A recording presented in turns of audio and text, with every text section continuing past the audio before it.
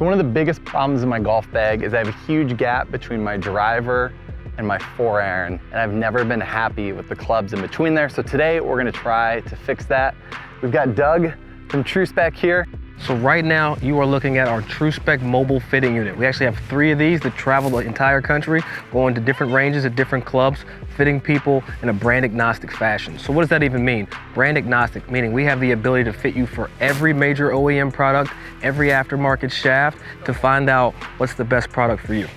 So in this mix of individuals, you've got some great putter coaches, you've also got some great club fitters, but I'm gonna grab you Ryan Cole, who's our fitter at Pine Needles, which is 6 miles from where we are here at Pinehurst, and Ryan is gonna walk you through probably one of the better fitting experiences you've had. So this is Ryan, he's gonna take you through and we're gonna get you dialed in.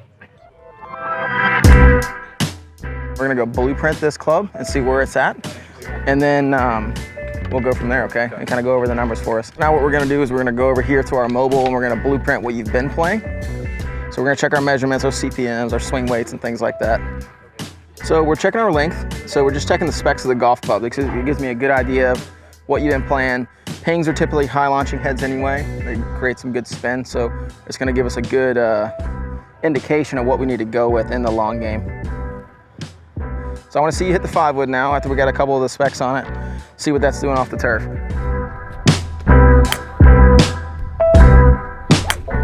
When we're talking about fitting this part of the bag, you know, we want to get an idea of what we do on the course. Yep. So are we not attacking par 5s, or are you just looking maybe on I mean, short par 4s for this club, right? Not so much. Okay. I mean, if I could get confident in a club off the ground, Yeah. I would. Which hasn't been there. Hasn't been there. No. Okay. All right. We'll walk over here and try to get some stuff. We're looking for more fade bias, high launching things, which is kind of a contradictive, but in a wood, we can use the loft to get the ball in the air. So that's why the 5-woods work so well for you. So when we're talking about players that like to cut the ball, you know, your lie angle on the woods is really important. I think that's something that's overlooked every once in a while, is making sure that at impact, we're flushing the ball to the point where we're keeping the aesthetic ball flight that player is looking for. Now you can either do that with shafts, or you can do it with lie angle, or just the bias of the head, okay? As far as shafts go, you know, we're gonna try something that, like I said before, maybe a little high launching. See, we're playing this Patterson shaft here in your irons. Really great product for what you like to do. Gets the ball elevated in the air, but it's also very stable. And believe it or not, it is a little bit more fade biased. So this actually works out well for you. So we have a couple on the cart there we'll probably start to try.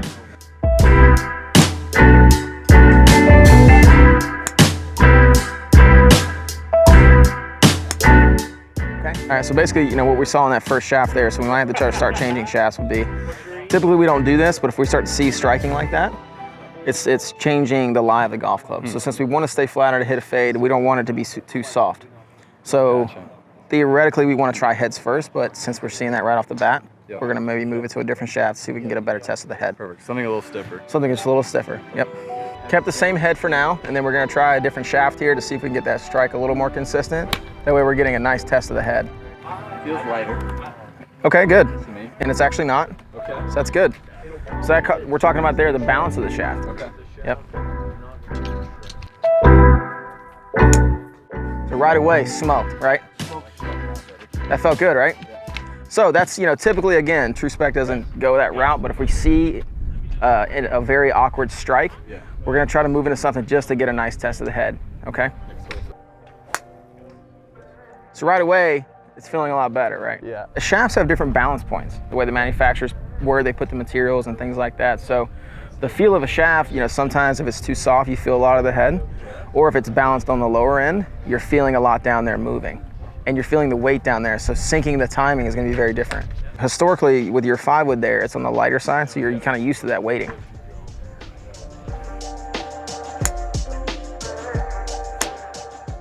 Good. Honestly, for me, fitting with, maybe I'm just like super picky about balance point. Is that common? Like just feeling that weight? People have different feels. So like you said, that felt lighter, and actually the static weight is not. It's just where it's balanced. And where the materials are is a better description of that, especially when you get into the graphite. Yeah. So again, if you look at this one, it has that nice weave down there. Yeah. So there's a lot of heavy materials kind of in this part of the shaft, so you're not feeling a ton down there. All right. So this is going to be a traditional 3-wood here, but a very high launching head. Okay. So we want to see if that is actually going to hold true for your move. Ooh, this feels light, even lighter. It is. The head's going to feel a little lighter here now. which I like for some reason. It's been the norm for a while.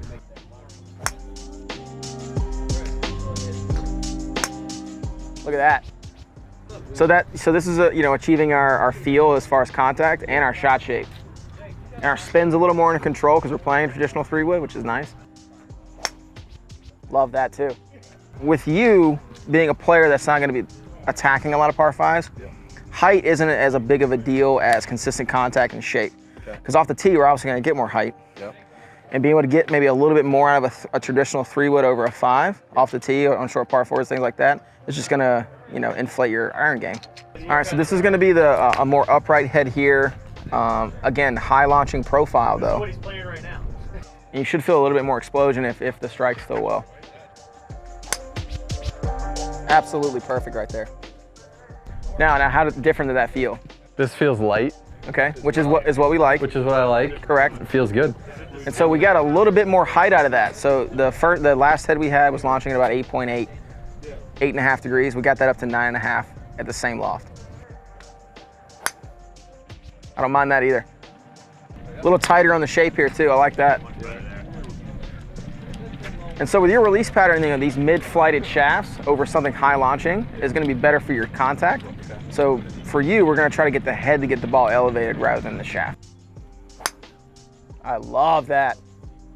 This is our 5-wood traditionally, so you're 8.8 on the launch, so that's on the lower side for a 5-wood.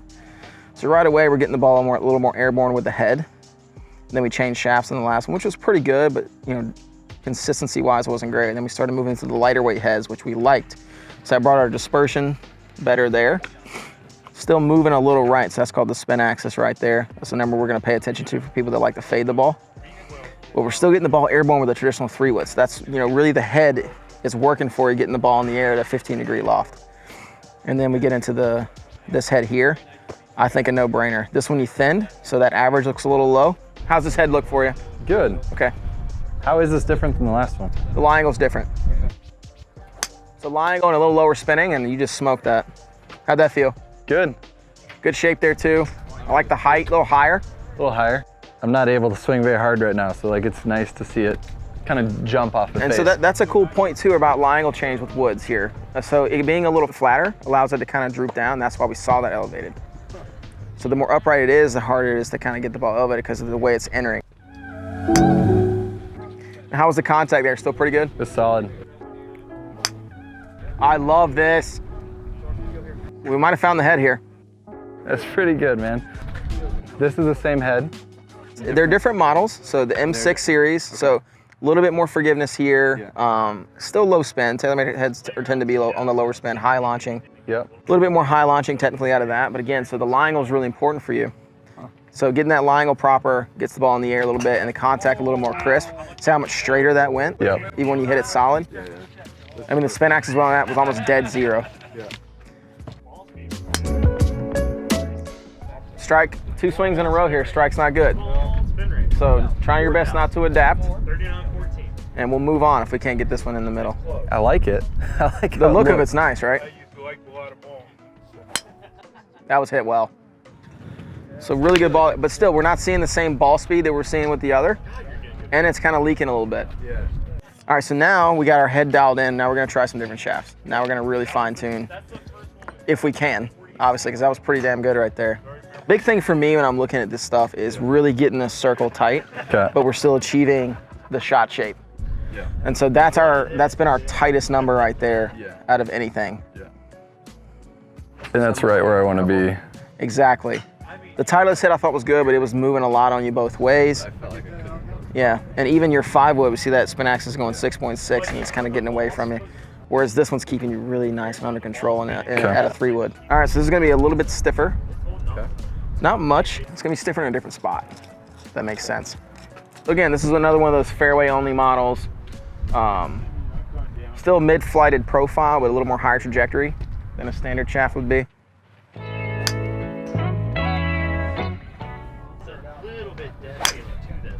Good. Exactly. And that's your head doing a lot of that work because we're getting a shaft now that we can strike a little more consistently. And that's why we moved away from that Patterson in the beginning, is to make sure we're not wasting a lot of swings. That was still under control in my opinion too. Now again, not quite as tight as the first shaft either though. I think that's the biggest takeaway from fitting is having that miss be really under control to allow you to still try to score. Yep. All right, so this is gonna be a little bit softer, again, mid-launching profile. A little bit heavier weight too. You shouldn't feel the weight as much either, okay? So it should still feel pretty balanced for you. Okay. I think I actually like kind of having a shaft with a little bit of flex in it. Yeah, it's nice, right? Yeah, is that? You know, as you develop and start understanding equipment, getting the proper flex, and it's not always based on speed because, you know, different speeds have different impact positions. But if we're not flexing the shaft, we cannot create energy. And we can't create consistency and timing and strike and things like that. So we can place something firmer and stiff and where it's stiff and things like that, allow us to have a little bit more consistency. But the biggest thing for us is creating that energy, making sure we're maximizing the golf club. That's where flex comes into play.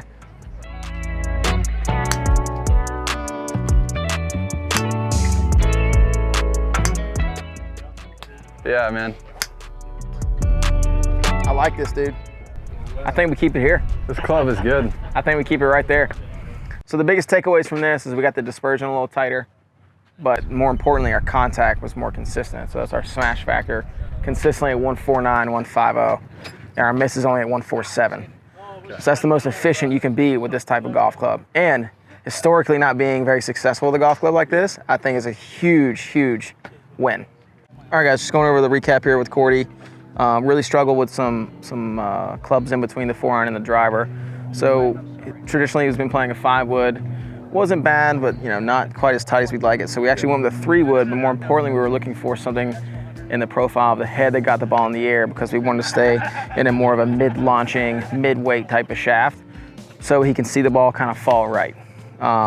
We gained contact, consistency, and height with the traditional 3-wood. I think those are all big wins for Corey and kind of growing his long game and being able to hit off the tee, plus being a little bit more comfortable off the ground. So a few interesting things that I noticed was one of the shafts felt lighter than the other one, but you said they were the same weight. Correct. And I like the feel of the lighter one. So what's that all about? So we talked about the balance points of some of the shafts. So it's the materials, you know, certain gram weights are a little more fluctuated based on the materials that the manufacturer's going for. So balance points come for, you know, high balance, mid balance, low balance. So first shaft we tried was in that same kind of 72 gram profile, but very low balance, lots of flex at the bottom. So he's feeling a lot of the weight.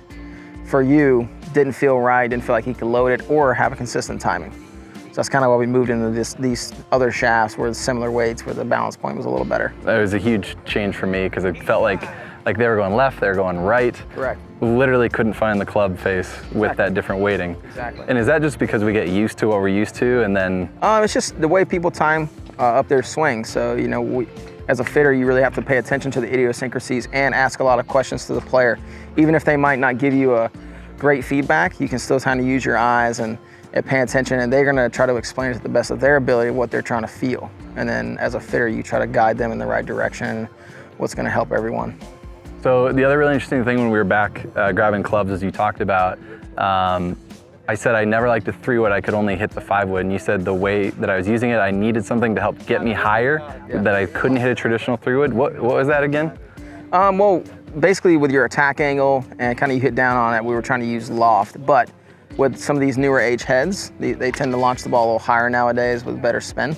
So we wanted to try to fit with the 3-wood first, and it actually worked out well for us because, you know, he's looking more for a T-ball anyway, which is gonna give some added height, but we did gain some more launch over the 5-wood with the 3-wood. So that just goes into the newer technology and how that's helping people in this day and age. Perfect, man. This was awesome. Yeah, we had a went great through time. A bunch of different shafts, a bunch of different club heads. I think you had 6 out there at one point. Yeah. And we found the one. Yeah, we found this is the combo. It's great. That was great, man. Appreciate it. Yeah, absolutely. Thanks, Corey, it was a pleasure. Thank you. Cool.